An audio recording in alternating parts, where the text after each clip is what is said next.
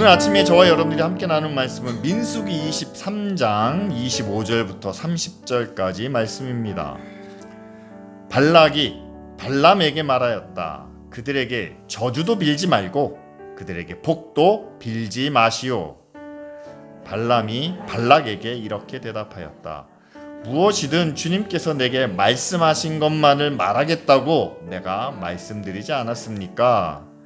발락이 발람에게 말하였다. 함께 가시기 바랍니다. 내가 당신을 다른 곳으로 데리고 가겠습니다. 하나님 보시기에 올바른 일이면 거기서 나에게 유리하도록 그들을 저주하여 주시기 바랍니다. 발락은 발람을 광야가 내려다 보이는 부올산 꼭대기로 데리고 갔다. 발람이 발락에게 말하였다. 저에게 필요하니 이곳에다가 제단 7을 만들어 주시기 바랍니다. 그리고 저에게 필요하니 이곳에다가 숫송아지 7마리와 숫양 7마리를 준비하여 주시기 바랍니다. 그리하여 발락은 발람이 말하는 대로 하였다. 제단마다 숫송아지와 숫양을 한 마리씩 바쳤다. 아멘.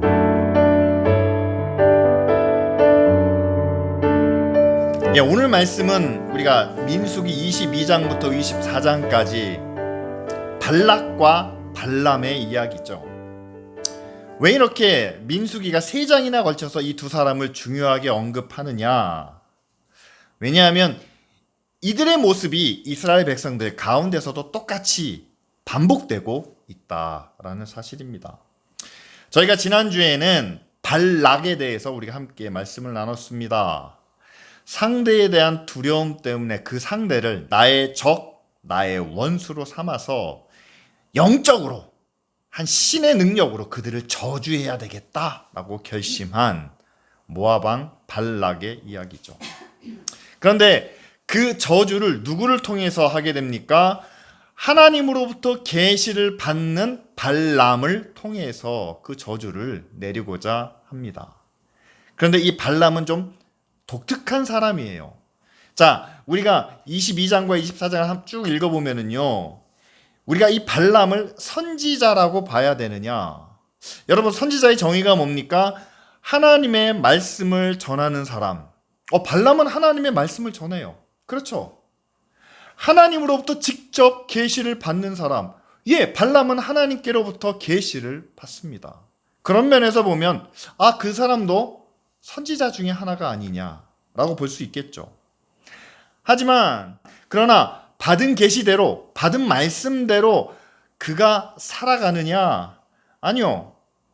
그 면에 있어서는 전하는 말이나 또 그가 전하는 모든 메시지는 하나님으로부터 받은 것이지만 중요한 것은 그의 행동은, 그가 하는 모든 일은 자기가 하나님께로부터 받은 것과 정반대로 하고 있다라는 사실입니다.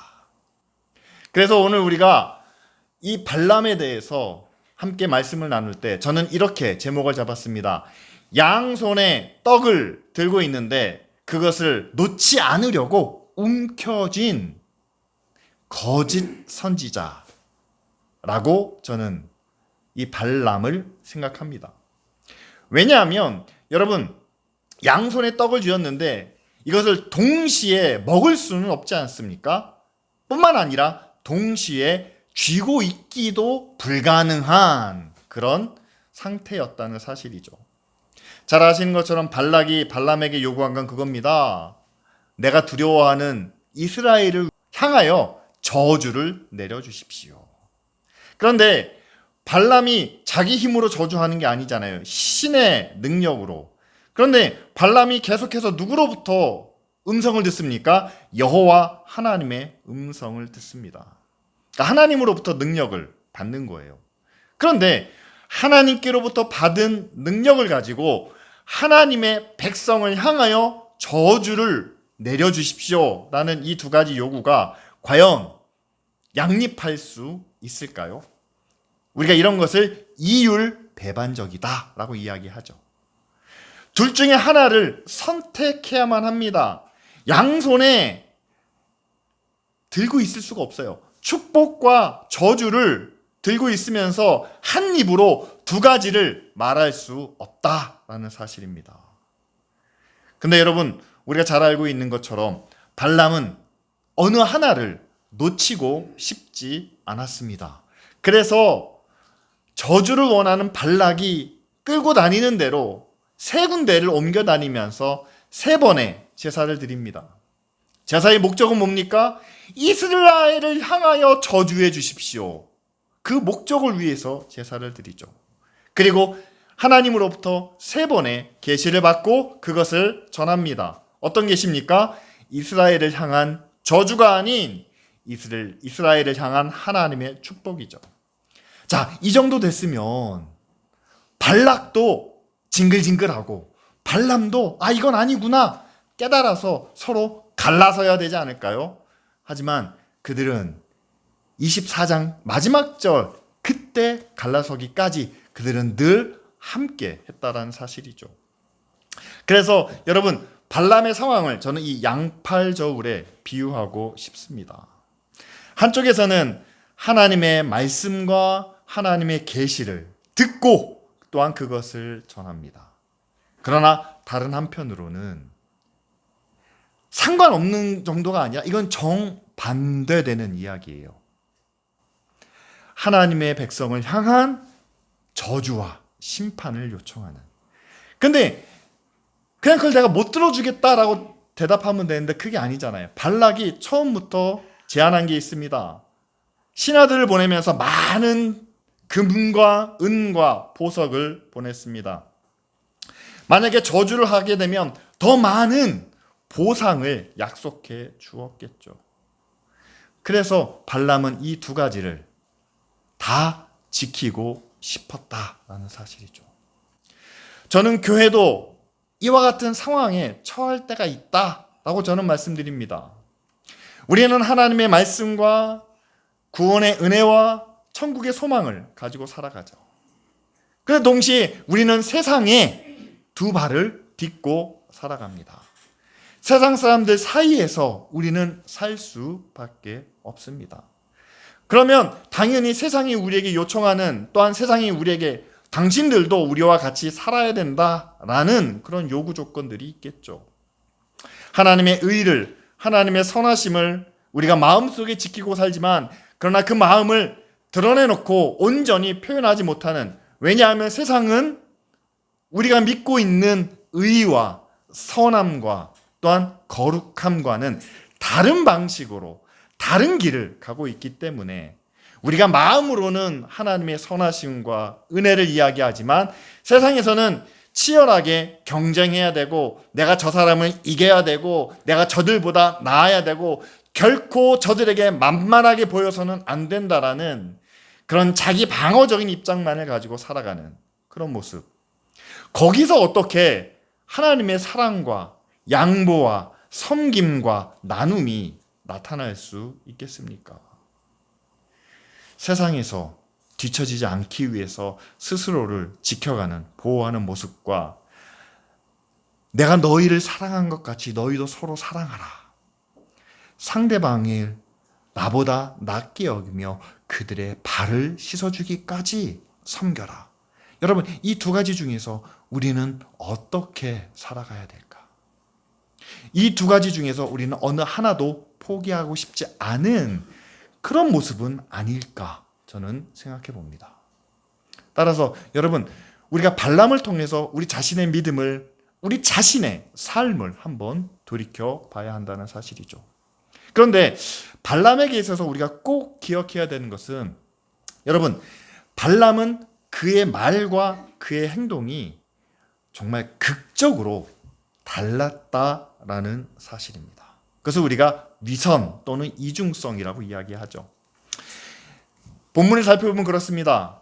먼저 발락의 신하들이 발람을 찾아왔을 때 그가 하나님 앞에 나아갑니다. 하나님께서 이렇게 말씀하십니다. 여호와께서 내가 너희와 함께 가기를 허락하시지 않는다. 이거는 명확한 하나님의 말씀, 하나님의 뜻이었어요. 그래서 처음에는 그들을 따라가지 않습니다. 그런데 발락이 두 번째로 신하들을 보내죠. 더 많은 재물과 더 많은 은혜와 또한 더 많은 약속들을 가지고 찾아오지 않았겠습니까? 그런데 두 번째 그들이 찾아왔을 때 발람이 약해지는 모습을 보입니다. 22장 19절에 이렇게 말하죠. 여호와께서 내게 무슨 말씀을 더 하실지는 내가 알아보겠다.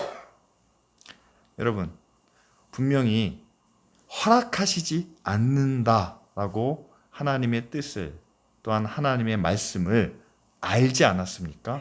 그런데 두 번째 유혹은 더 커진 거예요. 더 많은 재물을, 더 많은 약속을 가지고 왔겠죠. 그러니까 이번에는 하나님이 내게 무슨 말씀을 하실지 내가 한번 알아볼게요. 라고 그의 마음이 약해졌다는 거죠. 이건 뭘 의미합니까? 혹시 하나님이 이번에 뜻을 돌이키시지 않을까? 하나님이 마음이 바뀌시지는 않을까라는 생각을 가졌다는 거죠. 여러분, 선과 악은, 의와 불의는 명백합니다. 그런데 우리는 자꾸만 선한 것을, 의로운 것을 구하는 그것보다 불의하고 악한 것으로부터 얻을 수 있는 이익에 관심을 갖게 되죠. 그러면서 혹시 이것은 하나님이 허락해 주시지 않을까? 혹시 이것은 하나님이 인정해 주시지 않을까? 그런데 여러분, 기억하시기 바랍니다. 선과 악이 분명한 것처럼 우리를 향한 하나님의 뜻도 분명하다는 사실이죠. 2번 물어보고 3번 물어보고 10번 물어봤을 때 여러분, 하나님께서 그래 한번 가라 라고 허락해 주실지도 모릅니다. 그런데 오늘 우리가 발람을 통해서 보는 것처럼 그가 발락의 요청을 들어줬을 때 결국 발람의 마지막이 어떻게 됩니까? 세상 사람들과 함께 그도 죽임을 당하게 되는 것을 오늘 말씀을 통해서 우리가 알아볼 수 있습니다. 따라서 여러분, 혹시 하나님께서 이번에는 우리의 기도를 들어주시지 않을까요? 여러분, 이런 마음을 품지 마시기를 바랍니다. 하나님께서 먼저 말씀하신, 허락하지 않으셨다면 그 길을 가지 않는 것이 하나님의 약속이고 또한 하나님의 축복이라는 사실이죠. 이것이 어디서 분명히 지나면은요, 이제 하나님께서 결국은 그를 허락해 주십니다. 가라, 같이 가라 라고 말씀하시죠. 근데 같이 갔을 때 우리가 잘 알고 있는 유명한 일화죠. 당나귀가 사람에게 말을 합니다. 여호와의 사자가 칼을 들고 길 앞에 막아서는 것을 발람, 선지자는 보지 못했습니다. 그런데 나귀가 그걸 봤다는 거예요. 그래서 그 길을 가기를 주저합니다. 그러면서 나귀가 선지자에게 이야기하는 거예요. 내가 언제 이런 적이 있었습니까? 지금 당신 앞에 놓여 있는 위험을 보십시오. 그러니까 그때가 돼서야 선지자의 눈에서도 여호와의 사자가 보이는 거죠. 그런데 그 여호와의 사자 앞에서 발람이 이렇게 이야기합니다. 내가 범죄했습니다. 당신이 나를 막는 것을, 길에 서서 계시는 것을 내가 알지 못했습니다. 그리고 마지막 한마디가 이겁니다. 당신이 이것을 기뻐하지 않으시면 나는 돌아가겠습니다. 라고 고백한다는 사실이죠. 하나님이 기뻐하시지 않으면 나는 이 일을 하지 않겠습니다. 이 일을 돌이키겠습니다. 우리도 그렇게 기도합니다. 그런데 정말 그런 기도를 하고 돌이키는 사람이 얼마나 될까요? 오늘 발람은요, 이 말을 하고 돌이켰습니까? 다시 한번 하나님께 하나님의 말씀을, 하나님의 계시를 물었습니까? 아니요. 그런 말이 전혀 등장하지 않습니다. 그랬을 때 우리는 이걸 그냥 하는 말이구나. 기뻐하시지 않으면 난 돌아가겠습니다. 그냥 예의상. 이미 한 번 허락을 받았기 때문에 예의상 묻는 것이지 돌아갈 의도는 없었다라는 것으로 해석할 수가 있겠죠. 자, 계속해서 그가 발락을 쫓아서 이제 한 곳에서 제사를 드리고 하나님께로부터 계시를 구하는, 그 예언을 전하는 그런 말씀이 나타납니다.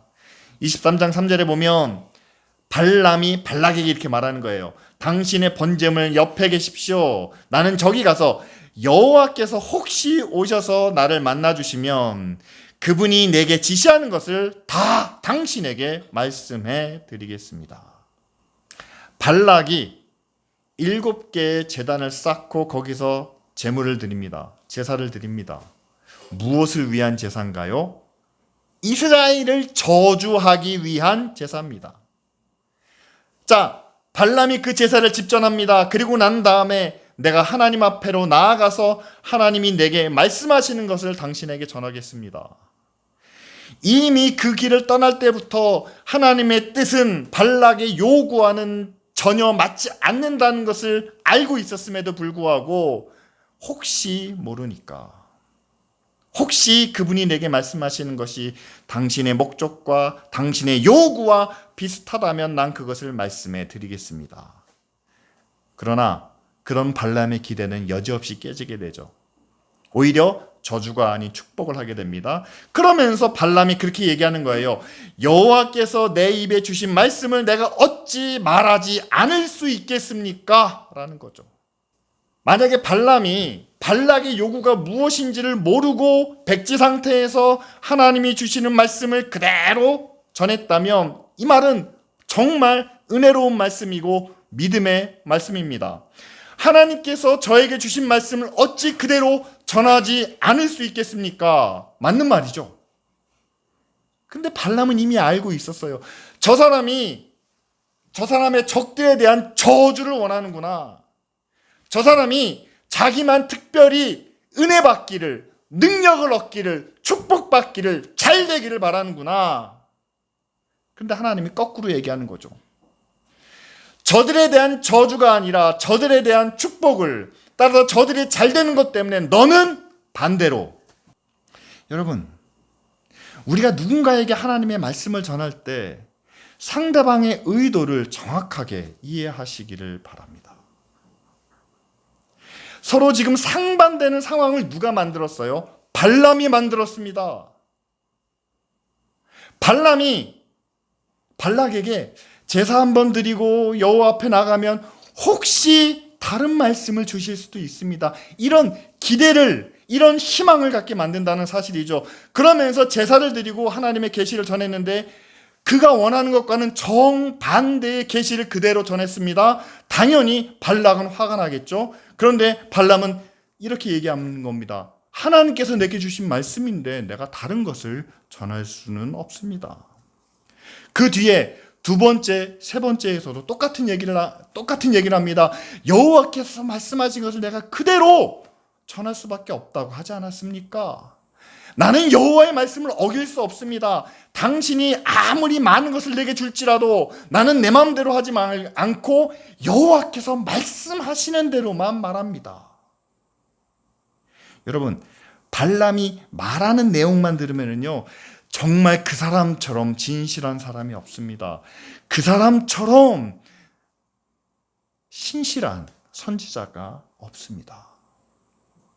그런데 여러분, 발람에게 문제는 지금 발락이 요구하는 것과 하나님이 말씀하시는 것이 서로 다른 이 상황을 누가 만들었느냐? 발람이 만들었다는 사실이에요.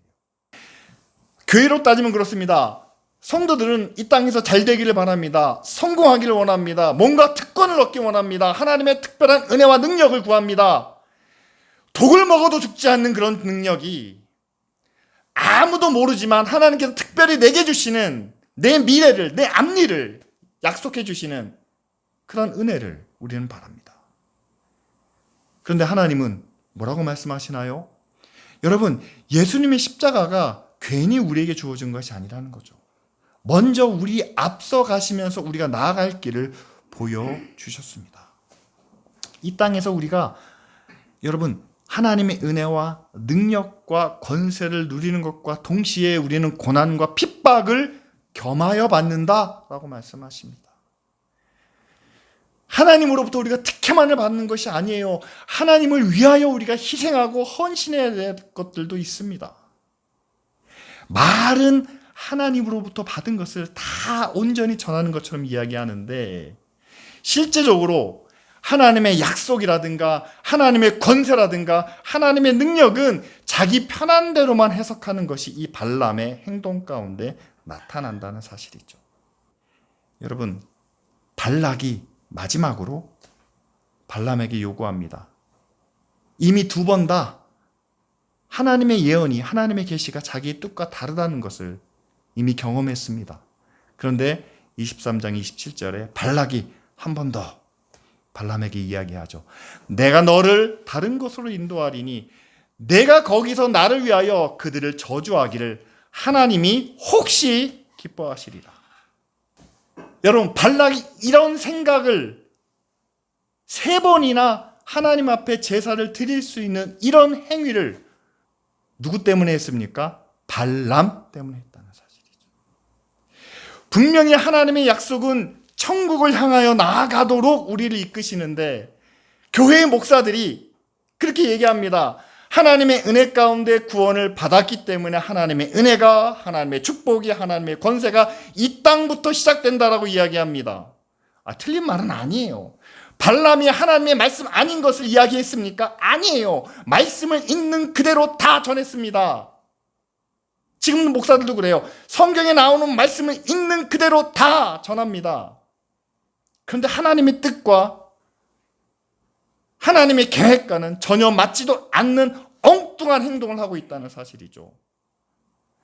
만약에 발람이 하나님의 말씀을 듣고 하나님의 뜻을 알았다면요, 애시당초 그를 따라와서도 안 되고, 여러분, 이스라엘을 저주하기 위해서 여호와 하나님 앞에 제사를 드린다는 게 말이 됩니까? 하나님이 그 제사를 받으셨을까요?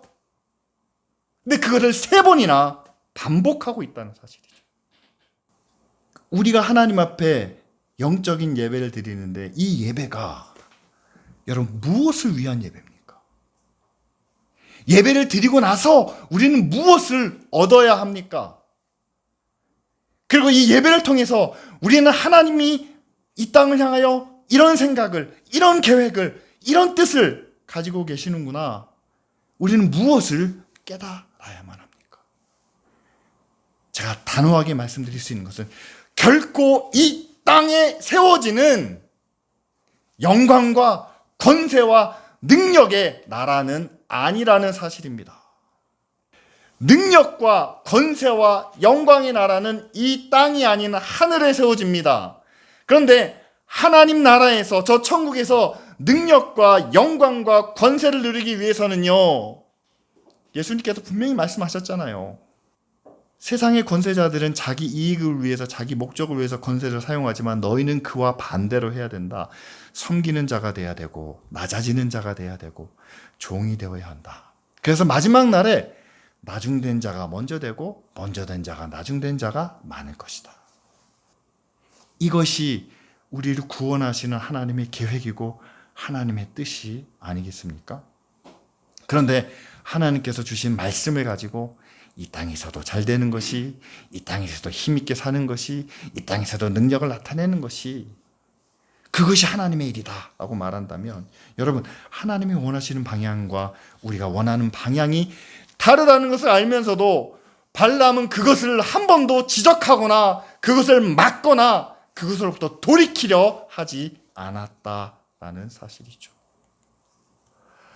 따라서 여러분, 발람이 가지고 있는 위선은 뭐냐면요, 하나님의 말씀을, 그분으로부터 받은 계시를 알고 있으면서도 그의 행동은 저주를 원하는 발락과 다르지 않았다는 사실입니다.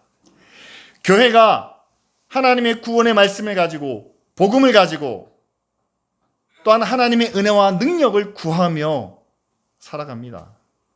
그런데 하나님의 구원이 이 땅에 머물지 않는다는 것을 알고 있으면서도, 이 땅에서는 우리가 예수 그리스도와 같은 삶을 살아야 된다는 것을 알면서도 여전히 이 땅에서 뿌리를 내리고, 이 땅에서 얻기를 원하고, 이 땅에서 누리기를 원하고, 이 땅에서 잘되기 원하는 것이 마치 우리의 목표인 것 마냥 전하고 있다면, 여러분, 발람이 말하는, 그리고 그와 정반대로 행동하는 거짓과 위선이 지금 교회 안에서도 똑같이 나타나고 있다는 사실이죠. 여러분, 한국 교회는 이 양팔 저울과 같이 이 두 손에 쥔 것을 놓지 않으려고 우리는 그렇게 전하고 있지는 않습니까? 하나님의 구원이 저 하늘나라에서 천국에서 예수 그리스도의 십자가의 은혜와 그 보혈의 능력으로 우리에게 주어졌습니다. 우리도 그와 같은 삶을 살아야 합니다. 이론적으로는, 말로는 전하는 거죠. 그런데 세상에서 우리는 그래도 잘 살아야 되고 누려야 되고 힘있게 살아야 됩니다 라는 것을 다른 한 손에 쥐고 있으면서 내려놓지도 못하고 버리지도 못하고 오히려 살다 보면 그것을 더 크게 더 높이 쳐들고 살아가는 모습을 우리 삶 속에서도 경험하고 있다는 사실이죠. 그런데 여러분, 이런 발람의 줄타기가 과연 가능할까? 아니요, 가능하지 않습니다. 그것은 지금의 교회도 역시 마찬가지죠. 이미 예수님께서 말씀하셨어요. 마태복음 6장 24절에 아무도 두 주인을 섬기지 못한다 라고 말씀하셨습니다.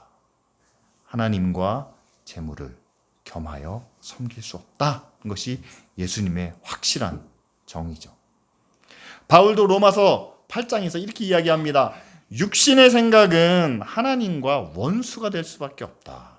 따라서 육신에 있는 자들은 하나님을 기쁘시게 할 수 없다라고 이야기하고 있습니다. 따라서 여러분, 우리가 육신에서 벗어나야만 합니까? 우리는 아무런 돈도 재산도 가지지 않아야 합니까? 아니요. 다만 우리는 하나님을 섬기고 하나님을 섬기기 위해서 우리가 재물을 소유하고 사용하고 잘 관리하는 책임이 우리에게 있다라는 사실이죠. 우리는 하나님을 섬기는, 우리는 영의 일을 구합니다. 그러나 영의 일을 감당하기 위해서는 건강한 육신이 필요합니다. 세상에서의 어떤 힘도 필요합니다. 능력도 있어야 됩니다. 여러분, 그것을 통해서 내가 즐거움과 만족을 얻기 위한 게 아니에요. 하나님을 기쁘시게 하려면 우리가 가져야 되는 것들이 있습니다. 하나님을 기쁘시게 하기 위해서 교회도 필요하고 건물도 필요하고 다른 것들도 필요한 겁니다. 그런데 그것을 얻기 위해서 하나님을 향한 우리의 마음이 절대로 흔들려서는 안 된다는 사실이죠. 따라서 동등하게 놓고 서로 비교하자는 게 아닙니다. 동등하지 않습니다. 하나님이 우리 위에 계시고 우리는 하나님 말씀 아래에 있고, 그리고 우리가 가진 우리의 소유와 우리의 능력과 세상의 모든 것들은 우리의 통제 안에, 우리의 컨트롤 아래 있어야 한다라는 사실이죠. 발람의 길이 우리의 삶과 크게 멀지 않다는 것을 분명하게 말씀을 드립니다. 특별히 한국 교회가 발람의 길에서 멀지 않은 곳에 있다라는 것을 저는 분명하게 말씀을 드립니다. 우리가 섬기는 하나님, 여러분, 하나님의 말씀을 전하는 것만으로, 우리가 하나님 앞에 예배하는 것만으로 우리는 우리가 해야 할 도리를 다 했다, 하나님께서 이것을 기뻐하실 것이다. 여러분, 발람의 유혹이 얼마나 큰지 아십니까? 그렇잖아요. 발람이 없는 말을 지어냈습니까? 발람이 하나님의 계시가 아닌 사탄의 말을 쫓았습니까? 아니에요. 발람이 드린 제물에 문제가 있었습니까? 제사 방법에 문제가 있었느냐? 아닙니다. 제사도 말씀도 계시도 틀리지 않았습니다. 근데 발람이 어겼던 것은 그 모든 것으로부터 하나님이 원하시는 뜻, 하나님의 계획, 그것을 무시하고 자기가 원하는 것을 구했다라는 사실이죠. 받은 말씀, 그것이 하나님으로부터 왔다, 그런 확신, 그렇다면요, 그것이 무엇으로 증거되어야 되느냐? 여러분, 그렇게 사시기를 바랍니다. 하나님이 이스라엘의 저주를 원하시지 않았다 하면요, 저주하는 자리에 서지 않아야 합니다. 하나님이 그 길을 기뻐하시지 않는다면 더 이상 가지 않으시면 됩니다.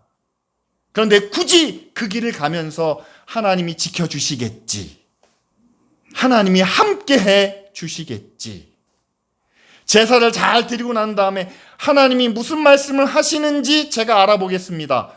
여러분, 그런 거짓 선지자가 어디 있습니까? 목사로서는요, 가장 위험한 게 개업 예배입니다. 모든 개업 예배마다 하나님이 함께 해주시고 은혜 베풀어 주시고 복 주시기를 구해요. 근데 목사로서 느끼는 거는 그겁니다.